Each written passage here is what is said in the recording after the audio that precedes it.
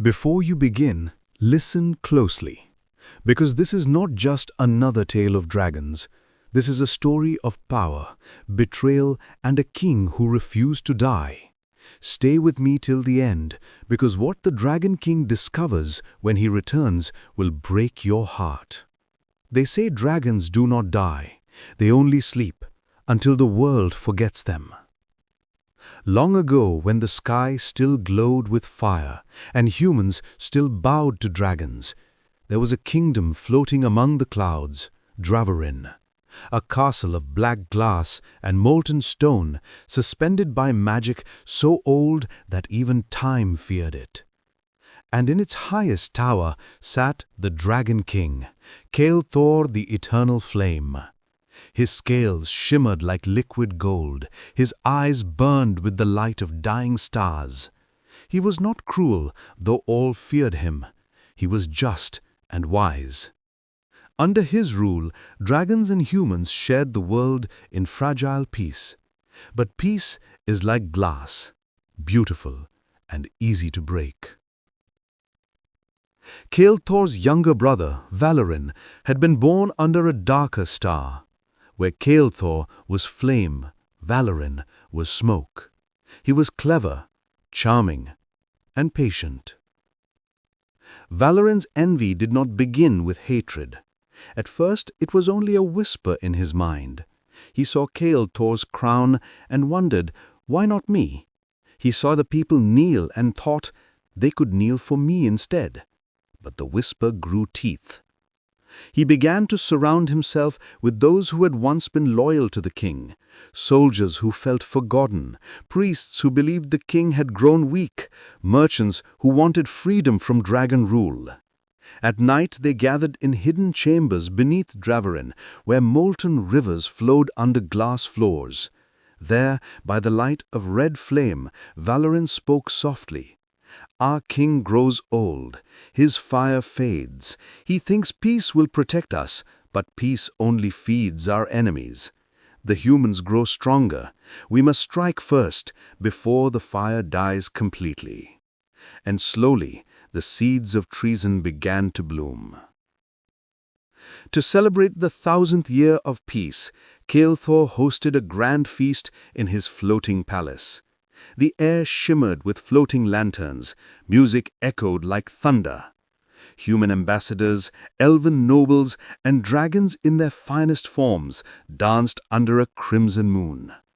But among the laughter, there was a stillness, a hidden rhythm of deceit. Valarin watched his brother from across the hall. Every smile Thor gave only deepened his hatred.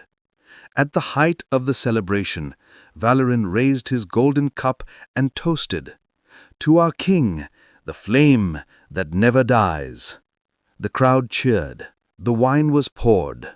What no one knew was that Valarin's cup was clean, while the others carried a silent poison, a venom forged from the blood of a fallen serpent god, one that burned through dragon veins like molten ice.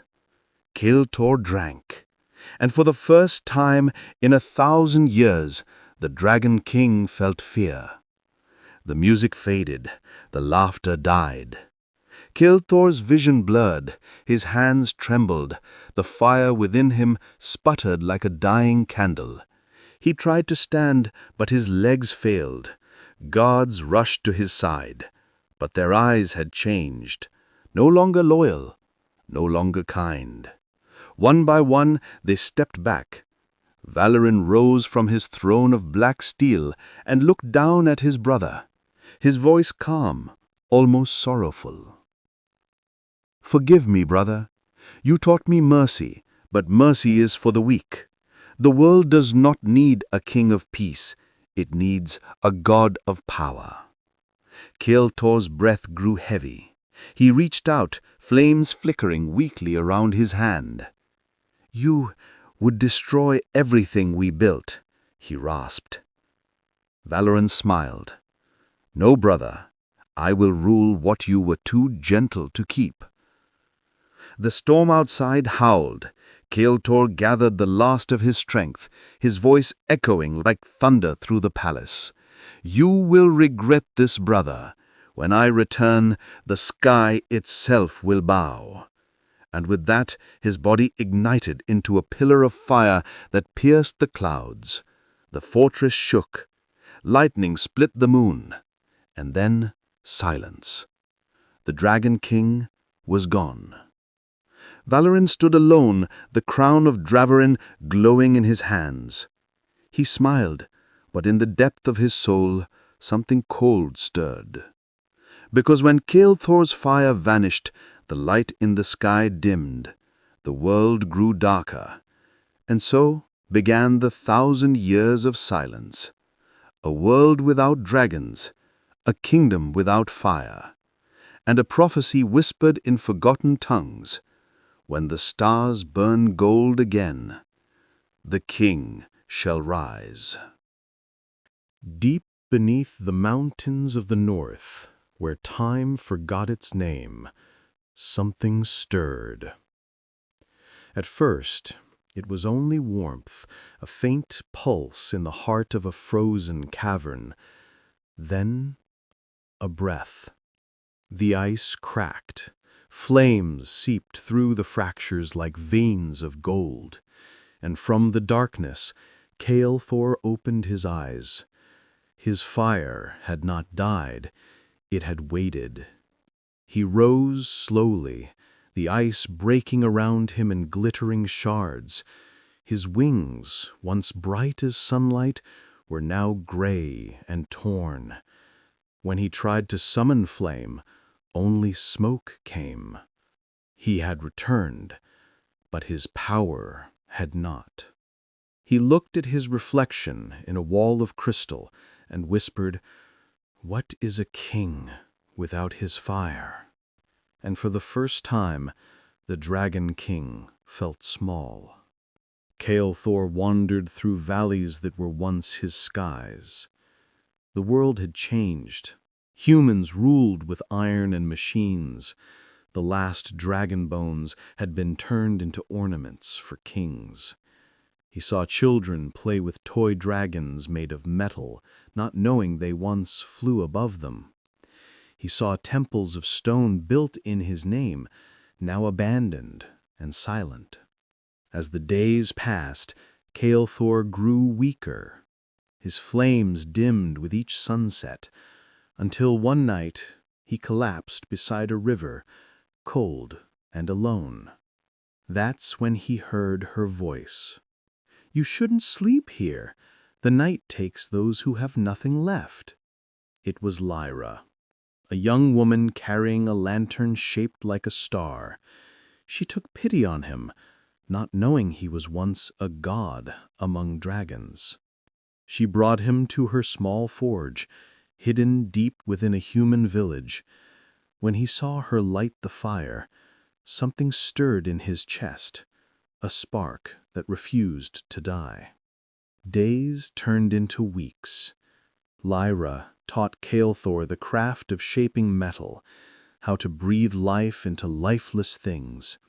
He watched her hands, steady and strong, as she hammered molten steel until it sang. One night, he asked her, "Why do you work when there is no one left to fight for?" She smiled faintly. "Because even if the world forgets, I remember. My father said once there were dragons who guarded the skies. I like to think their fire still watches us." Kael'thor said nothing, but deep within him, a flame flickered again. One morning, the horizon turned dark, not with clouds, but with machines. Great flying fortresses, glowing with stolen dragon fire, hovered over the valley. At their center was a crimson banner, the mark of Varen's empire. 1,000 years had passed, yet his name still ruled the world. He had become eternal, feeding on the same power that had once betrayed Kael'thor. Kael'thor's heart thundered. He could feel his brother's presence, the same darkness whispering through the air. he still breathes. Kael'thor stood before Lyra's forge as the machines approached. He placed his hand into the flames, and for the first time, they did not burn him. They answered him. The fire wrapped around his arms, his shoulders, his chest, like an old friend remembering his name. "Once I was king of the sky," he whispered. "Tonight, I remember why." The forge exploded into light. The villagers saw a golden storm rise into the clouds, a man of flame taking flight, wings unfolding from his back like sunrise. The Dragon King had returned. The sky boiled, thunder rolled like drums of war. Varen's fleets turned their weapons toward the light, firing bolts of dark energy that cut through the clouds. But Kael'thor didn't fall. He rose higher, the light around him growing until the very air trembled. Every strike he unleashed wasn't violence, it was memory. Every wave of flame restored a piece of the world that had been broken, mountain by mountain, sky by sky. And in that light, the imprisoned dragons, their spirits long trapped in Varen's engines, began to awaken. One by one, they broke free, their roars echoing across the heavens. The storm had come full circle. Varen stood at the heart of his fortress, an ancient man kept alive by the magic of stolen souls. When he saw Kael'thor approach, he did not run. He smiled. "You finally returned. 1,000 years, and still you chase the crown that was never yours." Kael'thor landed before him, his eyes burning bright. "You wanted a throne of fire, but you forgot. Fire cannot be owned. It must be earned." Varen laughed, but his body began to tremble. The stolen fire within him raged against its master. The room filled with light, not heat, not destruction, but truth. Varen fell to his knees. His voice cracked. "Why didn't you destroy me when you had the chance?" Kael'thor stepped closer. "Because you are my brother, and I am not you." He reached out his hand, and for the first time in 1,000 years, the two brothers touched. The darkness within Varen shattered like glass. The fortress dissolved into light. The war ended, not with thunder, but with silence. When dawn came, the people saw two shapes in the sky, one gold, one silver, circling the sun together. And where their light touched, the land bloomed again. Lyra stood on the mountain peak, watching the horizon. A single feather drifted down, warm to the touch, glowing faintly. She smiled. "The king has returned, not to rule, but to remember." They say when dragons roar, the world listens, but when a king forgives, even the heavens bow.